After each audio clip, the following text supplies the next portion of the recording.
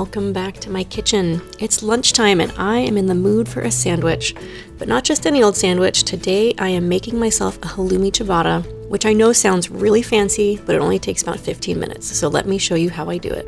First, I'm going to start off by making an olive pesto. I have about half a cup of both green and Kalamata olives, which I'm going to give a rough chop because we want to turn it into a spread for the sandwich. Next, I'm going to finely mince 1 clove of garlic, which I like to do using my microplane.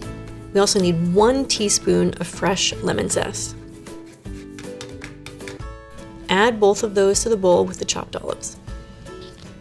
Next goes in some dried oregano and thyme, as well as some olive oil. Give it a good stir so that all the flavors blend and come together. Now this olive pesto is actually its own recipe on the blog, so I'll be sure to link it in the description box for you so you can check it out. Okay, next we're going to make a quick marinated kale salad. Today I'm using lacinato or dinosaur kale, but curly kale would work too. You start by removing the stems from the leaves, and then we need 2 cups of kale, which we're going to chop into bite-sized pieces. Then add it into a bowl and top it with some balsamic vinegar, olive oil, salt, and pepper. Then you're going to use your hands to massage the kale. Yes, I know this seems weird if you've never done it, but it is an essential step. It helps to coat the kale in the dressing, and it starts to break it down a little bit, making it easier to eat. Next, we have some halloumi. If you have never tried halloumi before, it's a popular cheese in Mediterranean cuisine. It's a semi-hard brine cheese. It's often made from a blend of sheep's and goat's milk. It's kind of like feta. Halloumi and feta are like cheese cousins, if you will. But to me, halloumi tastes like a slightly tangier and firmer mozzarella cheese. So for our sandwich, we are going to slice the halloumi into about 1/4-inch pieces.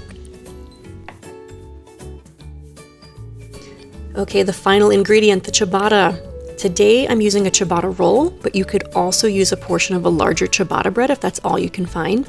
I love ciabatta. I think it might be the perfect bread for sandwiches because the outside is crusty but not too hard, and the inside is soft but hearty enough to not get too soggy. It's perfect for a sandwich like this one that has both a spread and a marinated salad because it will soak up the flavors just enough.